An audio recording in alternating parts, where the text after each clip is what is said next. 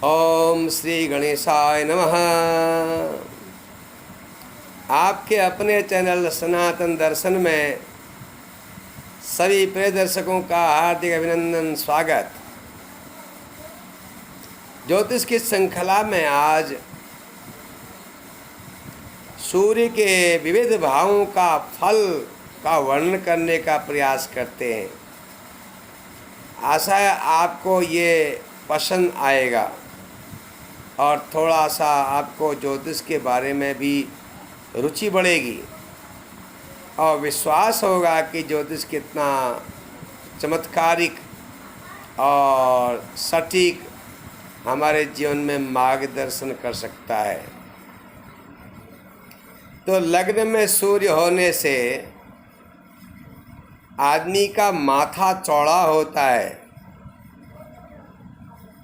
आदमी जो है, मनुष्य का स्वास्थ्य बढ़िया नहीं रहता।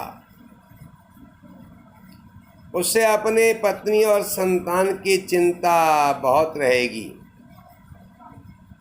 क्योंकि काल पुरुष में पंचम स्थान से संतान का विचार भी होता है।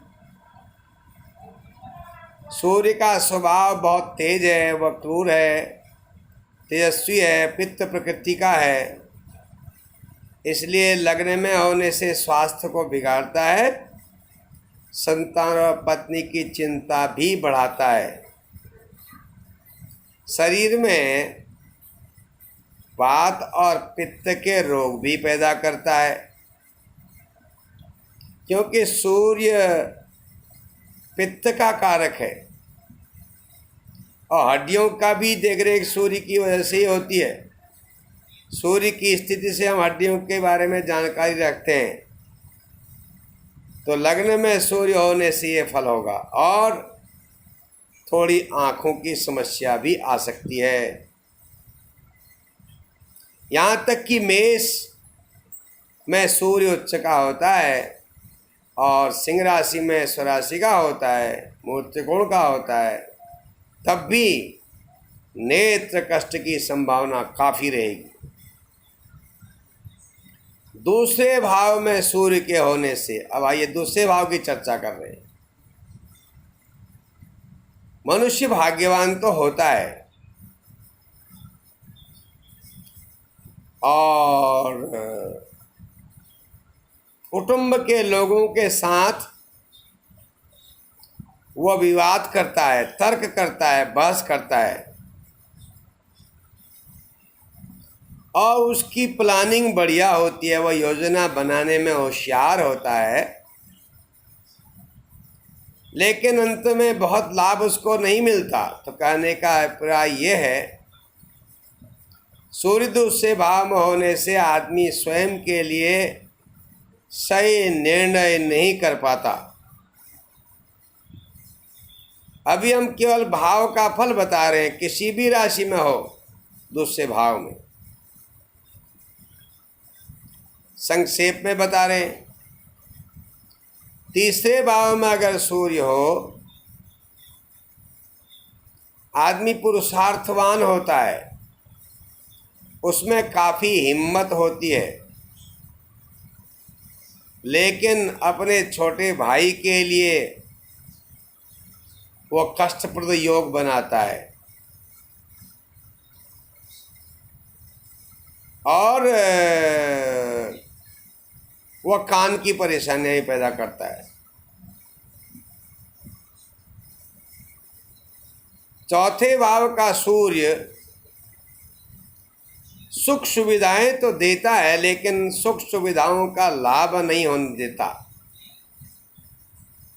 जिनके चौथे में सूर्य होता है, उनकी माँ भी अस्वस्थ रहती है, उनका मन घर में नहीं लगता। बहुत बार ऐसे लोगों की संगति निम्न स्तर के लोगों से होती है। यद्यपि वो लोग बड़े पैसे वाले हो सकते हैं और ऊंचे रहन सहन वाले हो सकते हैं, लेकिन उनके जो जीवन शैली है, रहन सहन है, वह बहुत बढ़िया नहीं होता। खान पान वो दुर्व्यसनी हो सकते हैं। पंचम भाव में सूर्य के होने से आदमी की बुद्धि बड़ी तेज होती है, कुशाग्र होती है। वो एक बार में सुन के याद कर लेता है, लेकिन वह सच नहीं बताना चाहता कोई बातें। हर बात को हंसी मजाक में निपटाना चाहता है, कभी कभी ठगना भी चाहता है। उसके संतान के लिए ये कष्टकारक होता है पंचम भाव में सूर्य। उसको आरंभिक संतान में परेशानी निश्चय ही आती है, चाहे किसी राशि में सूर्य हो। छठे भाव का सूर्य शत्रुओं का ध्वंस करता है, लेकिन ये नेत्र रोग बढ़ाता है, चौपायों से परेशानी करता है, जानवरों से।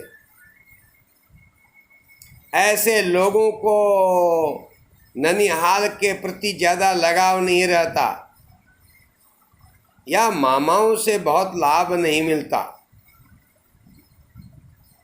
अब सप्तम भाव की बात करें। सप्तम भाव में सूर्य हो तो हो सकता है पत्नी सुंदर मिले, लेकिन वह बीमार रहेगी, अस्वस्थ रहेगी। ऐसा मनुष्य कुशल व्यापारी हो सकता है, लेकिन उसके मित्र भी धोखेबाज हो सकते हैं। अष्टम स्थान का सूर्य पेट के रोग पैदा करता है। पंचम भाव में भी पेट के रोग पैदा करता है, अष्टम में भी पेट के रोग जरूर पैदा होते हैं। उनका पाचन तंत्र बढ़िया नहीं होता। हड्डियों के रोग भी होते हैं। कुटुंब से विरोध रहता है, परिवार से दूर रहता है ऐसा आदमी। नवम भाव में जिसे भाग्य स्थान कहते हैं, वहाँ पर सूर्य के होने से आदमी भाग्यवान होता है। उसके जीवन में सुख सुविधाएं सब प्राप्त होती हैं और उसे सफलता भी होती है।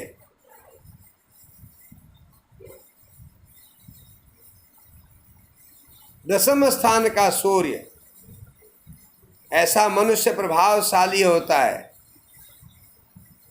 वह जीवन में अपने काम में सफल भी रहता है। उसका समाज में भी प्रभाव होता है।